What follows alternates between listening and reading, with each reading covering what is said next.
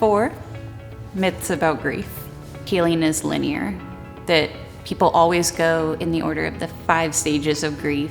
The reality is healing is not only not linear, sometimes I move from denial to anger, back to denial.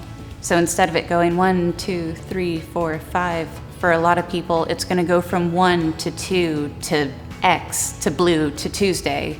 That's just part of that person's grieving process. Myth number 2, if I don't cry, it means that I'm not actually sorry about the loss. The reality is that everybody has a different way that they express grief. For some people, that is gonna be crying.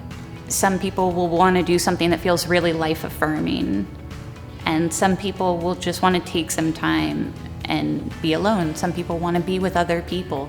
The ways that people grieve and move through grief are going to look different, not just from person to person, but from loss to loss. So another commonly shared myth about grief is that if I move on, it means that I'm forgetting who or what it is that I lost.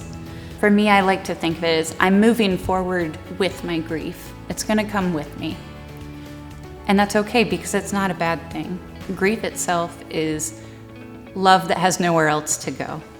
Our last myth about grief: if I ignore it, the pain will go away faster. That's a myth that's really insidious because nobody really consciously thinks like, oh, if I just don't think about this, it'll be fine.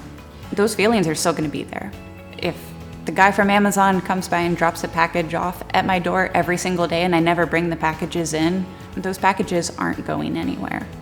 They're just gonna pile up, and at some point I need to go, I need to bring them inside, and I need to open them up and see what's going on.